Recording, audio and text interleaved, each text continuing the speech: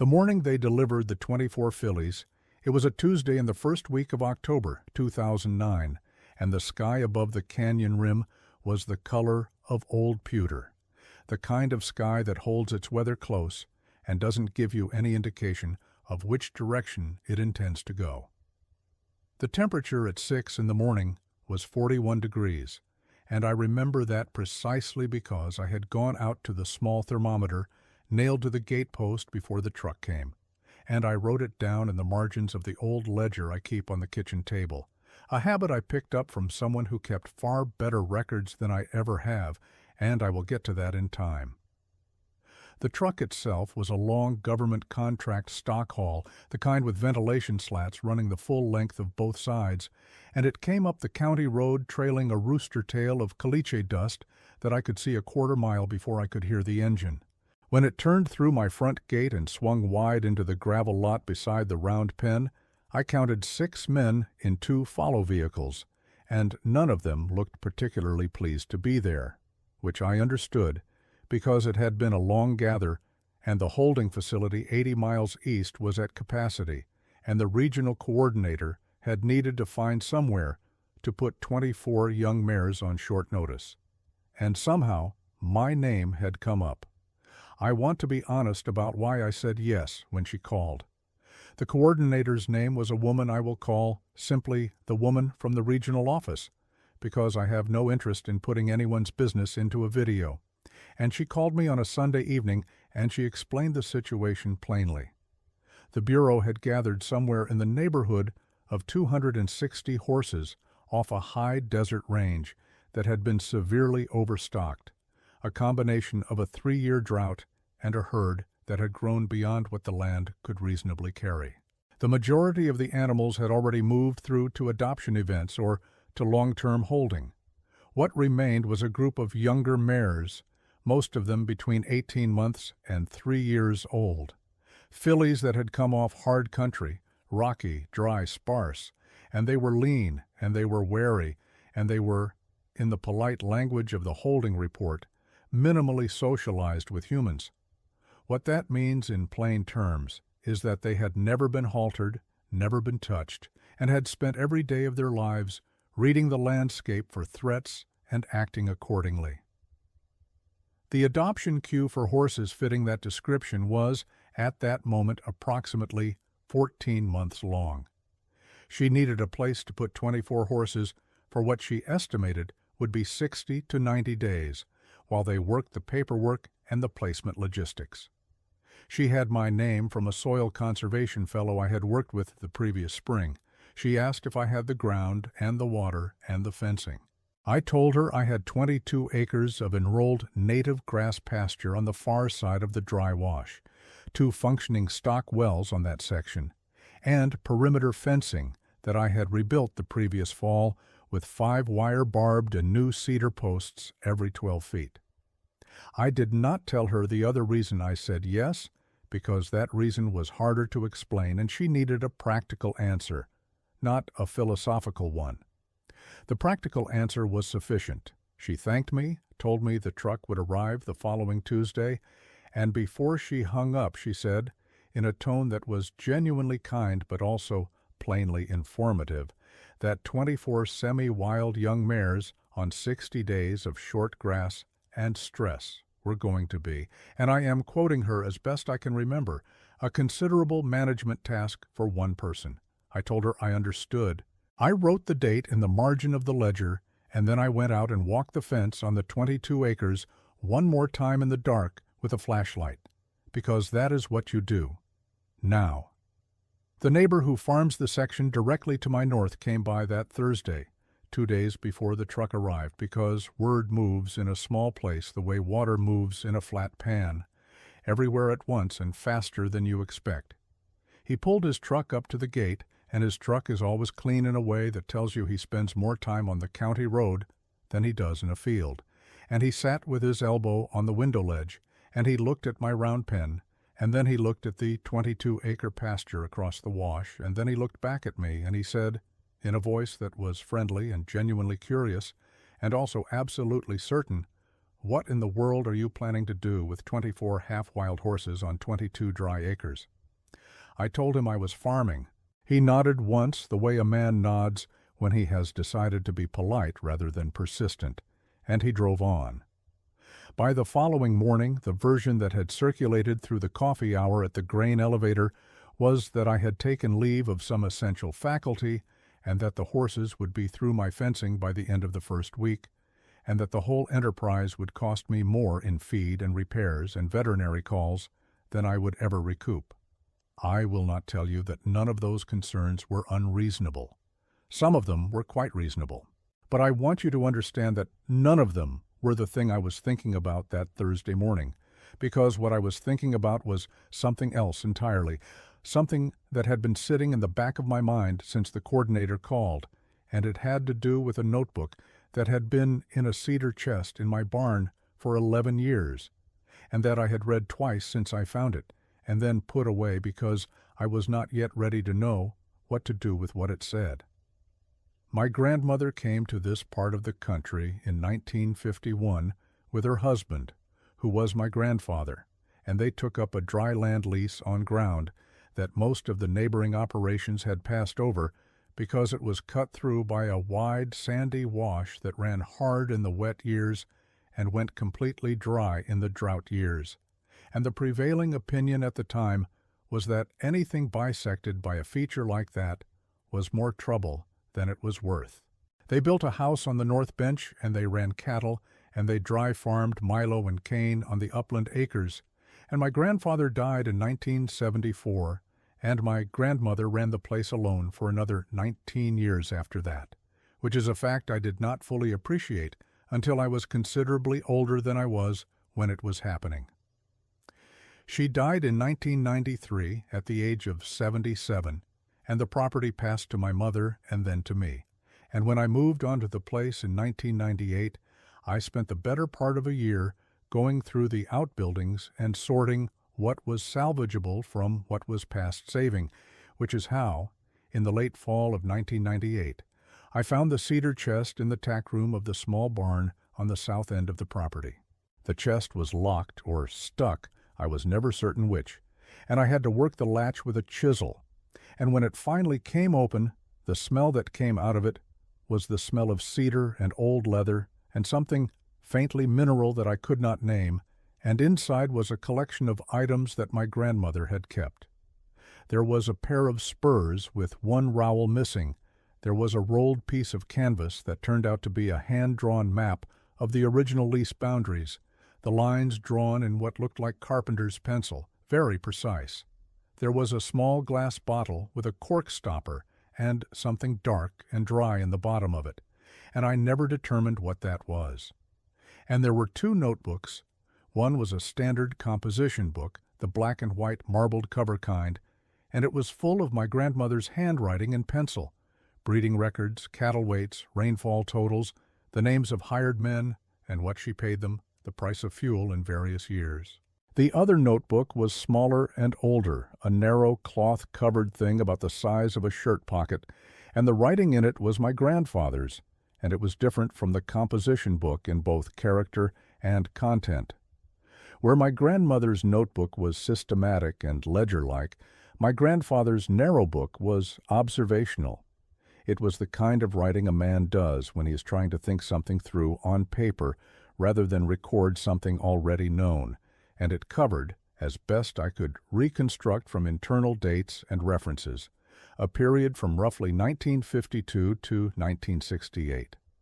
I read the narrow notebook twice in the winter of 1998, sitting on an overturned feed bucket in the barn with a single incandescent bulb burning above me, because the wiring in that barn is old and there is only the one fixture, and then I put it back in the cedar chest. And I will own that decision honestly. I put it back because I was not ready. There was a line in it that I had read, and then read again, and then set aside. The way you set aside a thing that asks more of you than you currently have available to give. The line was near the back of the book on a right-hand page, written in pencil that had gone soft and brown with the years, and it was underlined, not firmly, not with authority, but with the tentative pressure of a man who is marking something he wants to return to. It said this: "The wash bottom is not sand all the way. There is a clay layer. Below the clay, I believe there is something the horses know about, never dug to find out." And that was all. No year that I could attach to it with certainty, no measurement, no follow-up in any subsequent page. Just that line with the single underlining and then several pages of notes about fence repair costs and the price of supplemental feed that winter, as if the observation had been made and then the ordinary world had closed back over it the way water closes over a stone.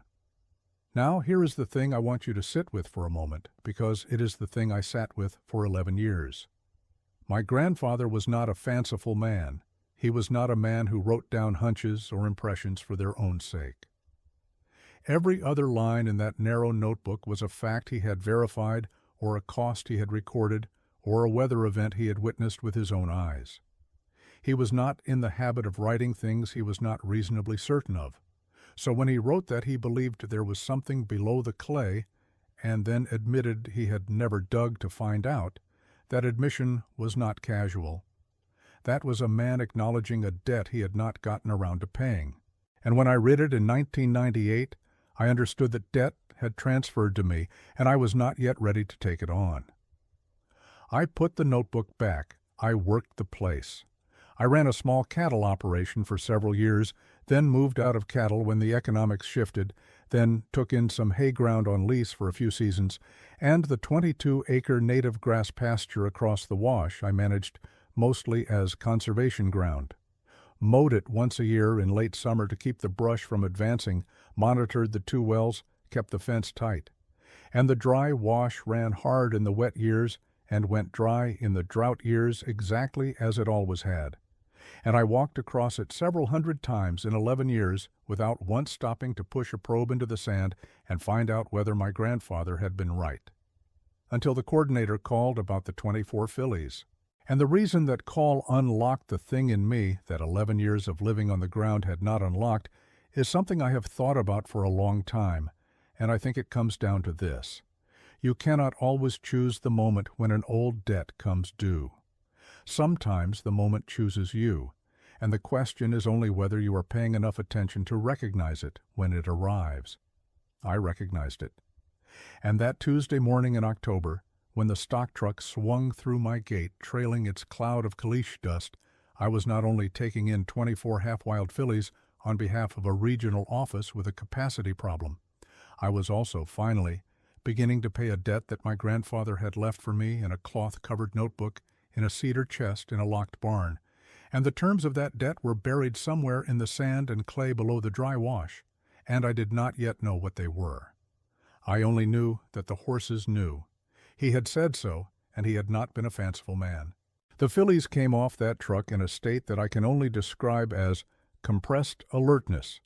They came down the ramp in a group shoulder to shoulder the way horses bunch when they are in unfamiliar country, and every instinct they have is telling them to stay together and to read the situation before they commit to any movement in any direction. The men who had hauled them opened the gate to the round pen, and the lead animals went in first, and then the rest followed because the alternative was to be alone at the bottom of a ramp in a strange yard, and a half-wild young mare will take a confined space with her herd over open ground without them every single time. We got all 24 into the round pen in about 11 minutes, which was better than I had expected given the circumstances, and the hauling crew looked slightly less unhappy about the whole thing, and then they loaded back into their vehicles and drove out, and the caliche dust settled, and I was left with 24 fillies in a round pen built for 12, and they were pressed against each other in a tight circle facing outward and looking at me with the particular expression that a horse uses when it is deciding whether you are a predator or simply a large, awkward, and non-threatening piece of the landscape. I stood at the fence of that round pen for close to 2 hours that first morning. I did not go in.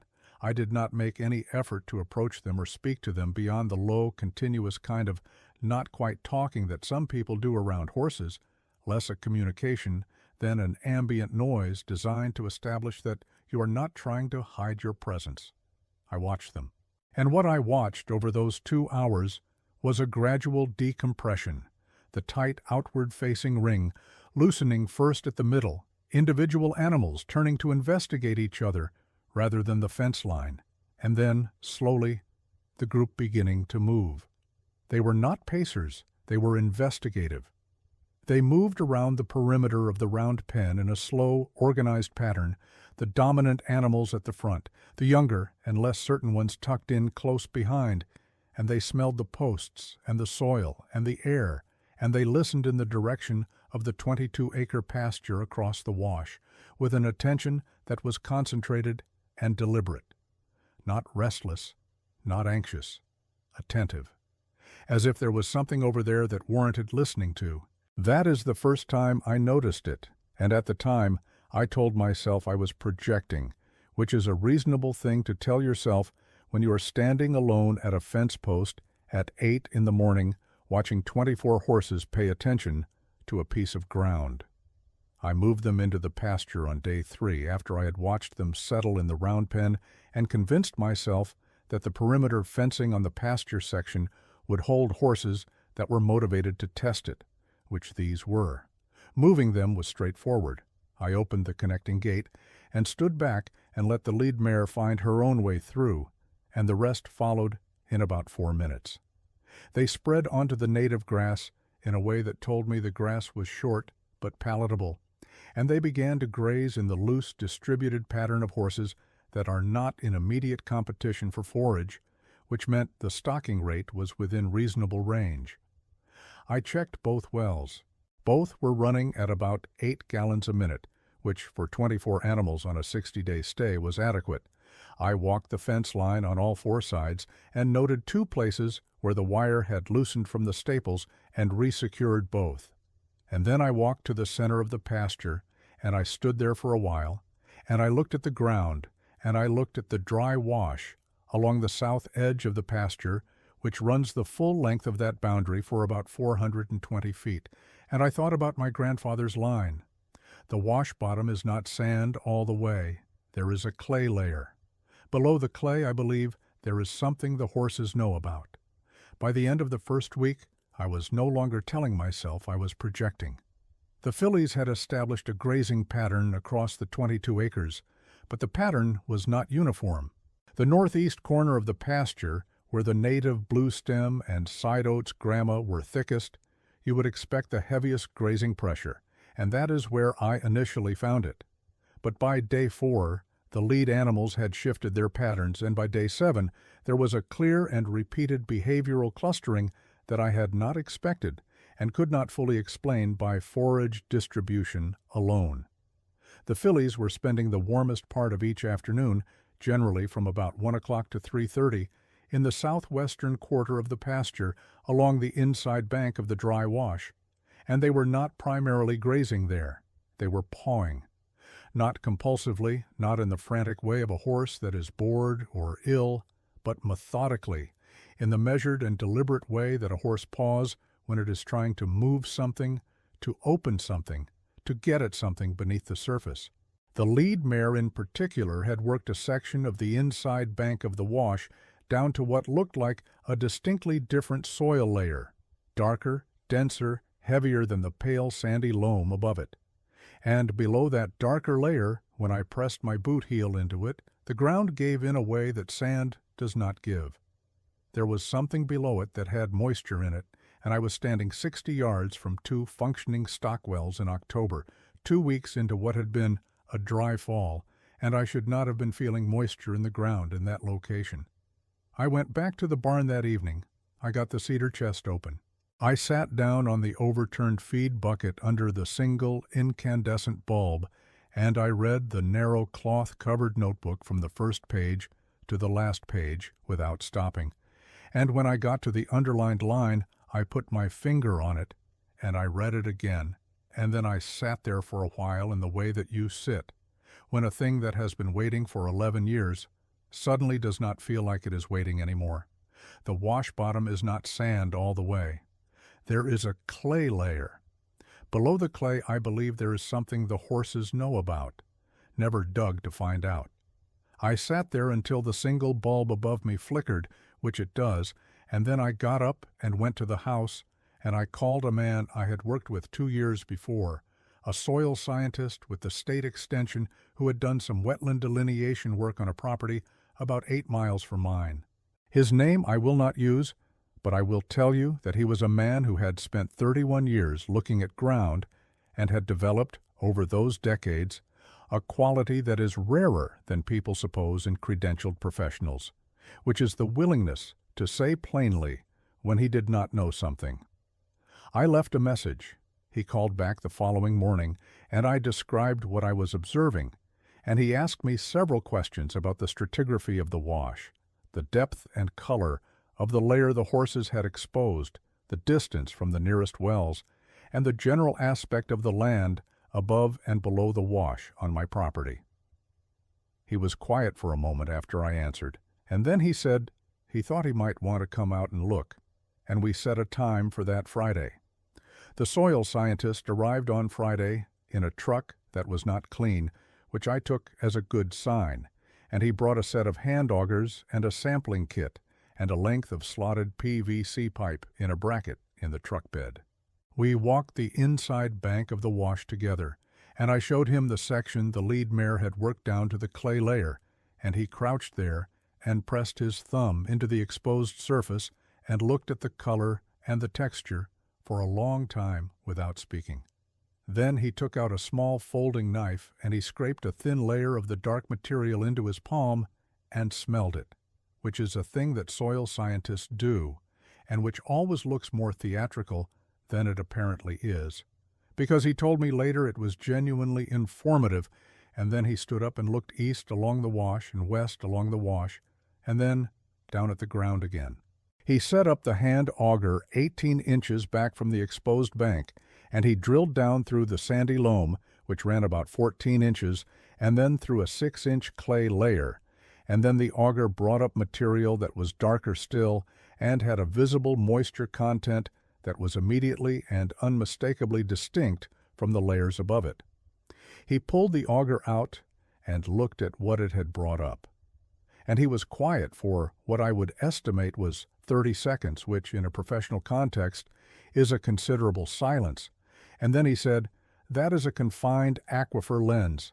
That is what he said. Those 5 words, in a tone that was not excited, but was also not casual.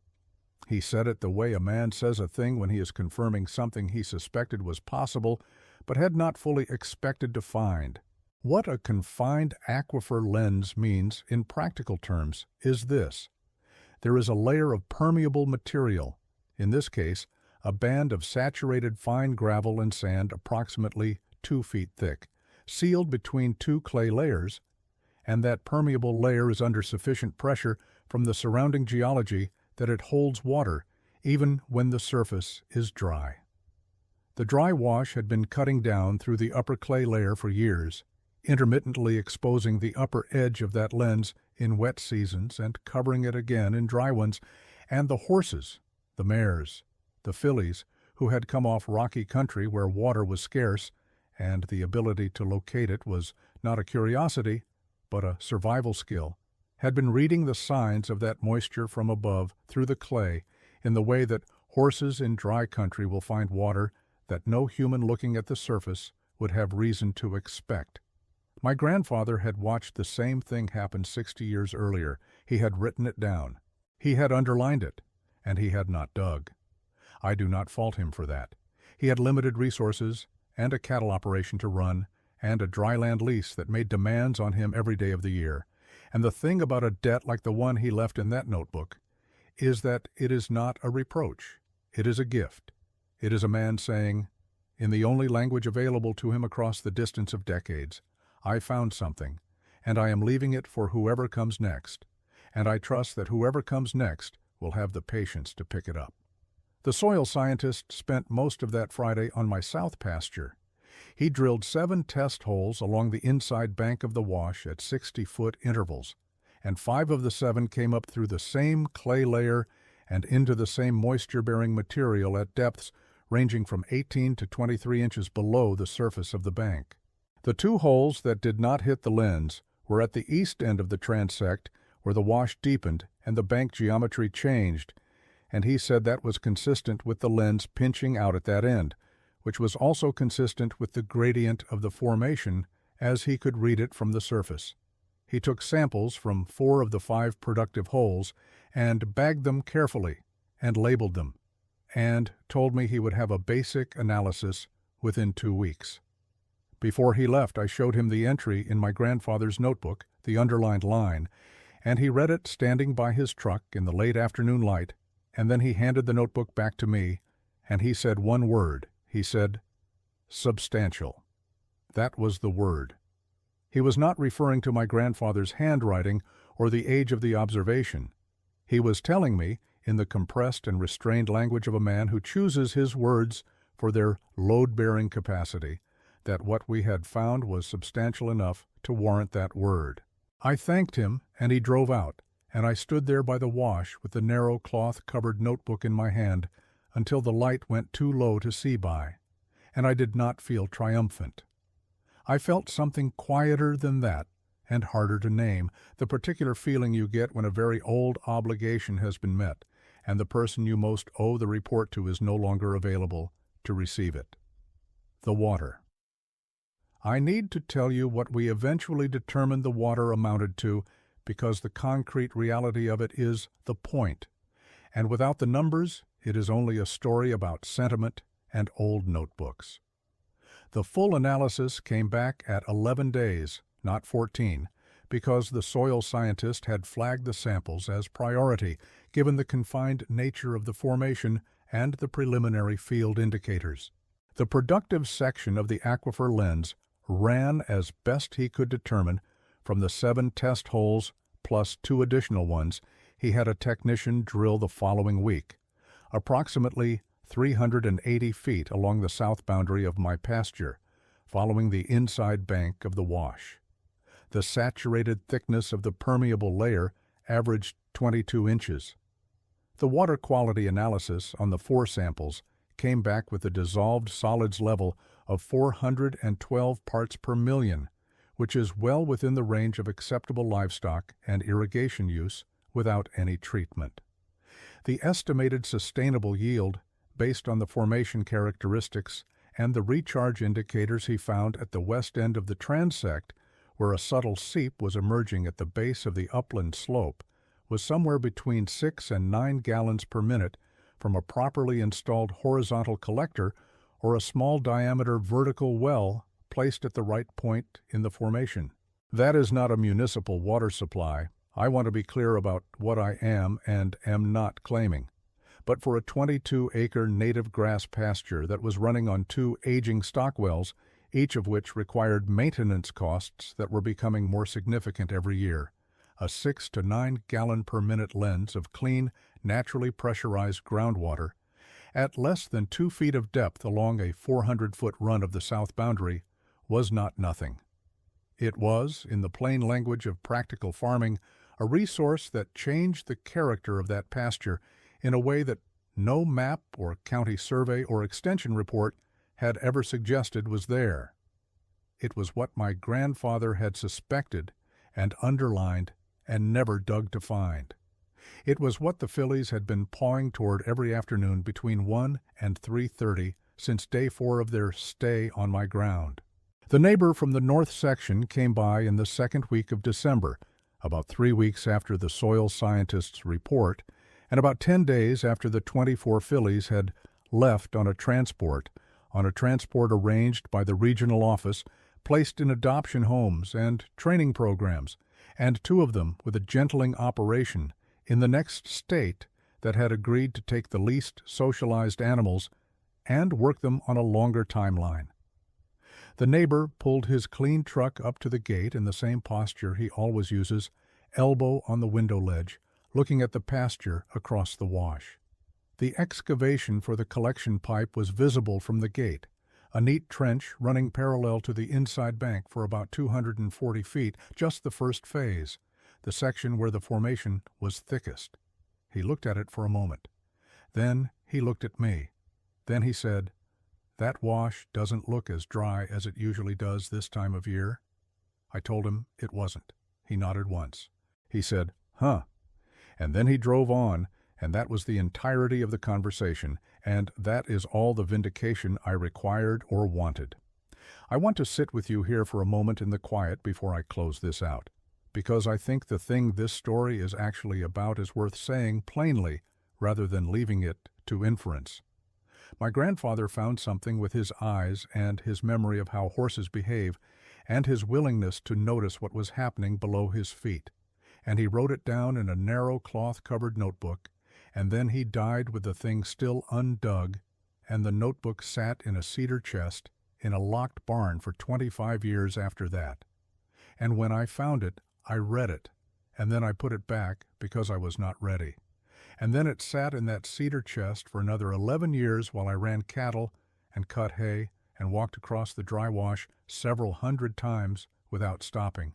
And then 24 half-wild fillies came off a government stock truck on a Tuesday morning in October, and they walked onto that 22-acre pasture, and within 4 days they had located with precision and certainty, and the unhurried patience of animals that had spent their whole lives in country where water was not given but found, the exact section of the inside bank where the clay layer was thinnest and the moisture was nearest the surface. They were not doing it for me. They were doing it because that is what horses do in dry country. They pay attention to things that matter. They were farming that ground in the only way available to them, and they found in 4 days what I had not found in 11 years, and what my grandfather had suspected and left undug. I think about that often. The difference between what they knew and what I knew was not intelligence. It was that they could not afford to be not ready. They needed the water too much to postpone looking for it. My grandmother had an expression she used when something had been waiting a long time and then finally arrived. She would say, "The ground keeps it until you're fit to receive it." I do not know if she meant soil in particular or the world in general, and I suspect she meant both, and I think she was right in both cases. The ground kept that water. The water kept itself sealed under clay, pressurized by the weight of the formation above it, patient in the way that geology is patient, which is to say, absolutely, and without any concern whatsoever for whether you are ready. The horses found it because they were paying attention. My grandfather noted it because he was paying attention. I finally dug to it because 24 young mares showed me, over the course of about 10 days of afternoon pawing, that the attention was justified, and that the old debt was finally due, and that I was, at last, fit to receive it. I told you at the beginning that I had a reason for saying yes to the coordinator that I did not share with her. That was the reason. It was not a practical reason. It was the kind of reason that takes 11 years and a narrow cloth-covered notebook and 24 half-wild horses to become a practical reason, and I am grateful for all three. The ground keeps it until you're fit to receive it. Write that down somewhere. My grandfather did, in his way, and it made the difference. I want to tell you one more thing before we close. In the spring of the following year, May of 2010, the soil scientist drove back out to my place with a junior colleague of his, a younger woman who was finishing her doctorate on regional hydrogeology, and she walked the formation with him while I followed at a distance, and she crouched at the section where the lead mare had done the most pawing, that particular spot that had been worked down to a smooth exposure of the dark clay surface over the course of those weeks, and she put her hands on the clay and looked at the moisture line, and she looked at the gradient of the wash bottom, and then she looked up at the soil scientist and said something that I was not close enough to hear clearly, and he said something back, and then she stood up and looked at me across the 30 feet between us, and she said, "Did you find this with test equipment?" I said no. She said, "What did you use?" I said I used the horses. She stood there for a moment with her field notebook in her hand, and she looked at the disturbed section of bank with an expression I have spent some time trying to name accurately and the closest I can come is respectful bafflement, which I mean as a genuine compliment to her, because it takes a certain intellectual honesty to be baffled respectfully rather than defensively. Then she wrote something in her field notebook. I did not ask what it was. The ground keeps it until you're fit to receive it, and I think she was, at that moment, receiving something, and the right thing to do with that kind of moment is to leave it space. I left it space. We walked the rest of the formation together in a comfortable quiet, and the Maylight was good, and the native grass in the pasture was coming in strong after a wetter than usual winter, and somewhere under the south boundary, under 20 inches of clay and sand, the water was doing what it had been doing since before my grandfather's time, and before his father's time, and before the county road was a county road, or the lease boundary was drawn in carpenter's pencil on a rolled piece of canvas. It was holding. It was keeping itself. It was waiting, with the absolute patience of things that do not need to be believed in, to be real. If you've got a piece of ground that's keeping something, a dry wash, an old fence line with a wet spot that doesn't match the season, a corner of the pasture where the animals always drift toward in the heat of the afternoon, I would be glad to hear about it in the comments. And if this kind of slow, methodical story is something you find worth your time, I'd ask you to subscribe, because we move at an unhurried pace on this channel, but we do get there eventually. The ground has been patient with me. I try to return the favor.